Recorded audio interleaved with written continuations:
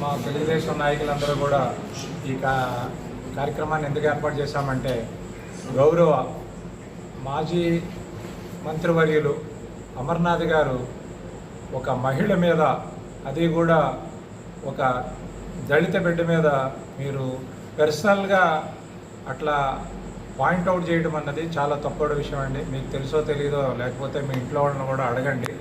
First of all ఏంటంటే, మీరు రాజకీయ విమర్శలు చేయండి, దాన్ని ఎదురోళ్ళు స్వీకరిస్తారు. మీరు అపోజిషన్లో ఉన్నారు, మేము అధికారంలో ఉన్నాము, మీ పని ఏంటి? మీరు ఏమన్నా ఉంటే రాజకీయంగా మీరు విమర్శించండి. ఆ పని లేవలేదు, ఈ పని లేవలేదు అని ప్రజల దృష్టికి తీసుకెళ్ళండి, ప్రజల్లోకి వెళ్ళండి. మిమ్మల్ని గౌరవిస్తే అది స్వీకరించండి. మేము ప్రజల్లోకి వెళ్ళాం కాబట్టి మళ్ళా మమ్మల్ని ఆహ్వానించి మీకు 11 సీట్ల వరకు పరిమితం చేయగలిగారు. అది మీరు ముఖ్యంగా గమనించాలి. ఇంకొక విషయం ఏంటంటే, మన పెద్దలందరూ కూడా చెప్పారు, ఇంకా నేను మళ్ళా మేము మీ గౌరవాన్ని ఇంకా దిగదార్చదలుచుకోలేదు.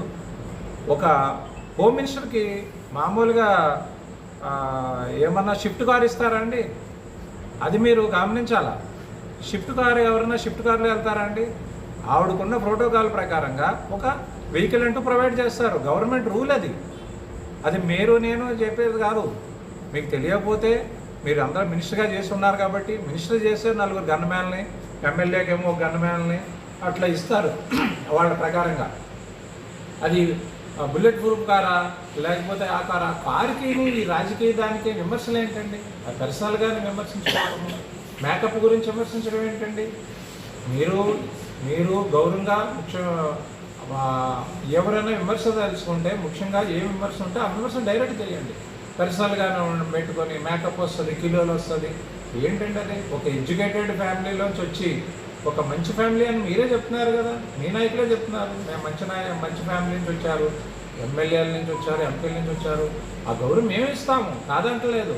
కానీ ఇలా పర్సనల్గా మాత్రం చేస్తే మాత్రం టార్గెట్ చేస్తే, మేము ఈసారి వరకు ఇప్పటివరకు మేము ఇప్పటివరకు రాజకీయ కక్షలు ఎవరూ చేయట్లే. మేడం గారు రాజకీయ కక్షలు చేసిన రోజులు ఎక్కడన్నా మన కాన్స్టిట్యున్సీలో రాజకీయ కక్ష ఎక్కడన్నా జరిగిందా? మీరు ఏం మాట్లాడినా మేము మాట్లాడలే, కౌంటర్ ఇవ్వట్లేదు మేము. పోలే, మీరు ఇష్టం వచ్చినట్టు ప్రజలే కౌంటర్ ఇస్తారు. రేపొద్దున్న, ఇవాళ కాకపోతే రేపొద్దున్న ప్రజలు ఏదైనా డిసైడ్ చేసేది ప్రజలండి. అది మీరు ఇవాళ మేకప్ల గురించి లేకపోతే బుల్లెట్ కార్ల గురించి మాట్లాడినంతట్లో ప్రజలు గమనిస్తున్నారు. ఆ గమనించడం వల్ల మేము కూడా ఎందుకు చెప్తున్నామంటే, ఇప్పటివరకు చాలా ఓపికగా ఉన్నాం. మేడం గారు ఏమంటే పోలండి, వాళ్ళే పోతారు కదా, వాళ్ళే చేసుకుంటారు కదా. కానీ పర్సనల్ మాట్లాడటం మాత్రం అది మీకు కరెక్ట్ కాదండి. దీన్ని సపోర్ట్ చేసి మీ వైసీపీ నాయకులు దీన్ని సపోర్ట్ చేయకండి, వేరే రకంగా విమర్శించండి. ఏది కావాలో, డెవలప్మెంట్ కావాలా, మాకు ఇది రాలేదు అది రాలేదని మీరు అడగండి, అది మీ హక్కు, దాంట్లో ఎవరు కాదంటలేదు.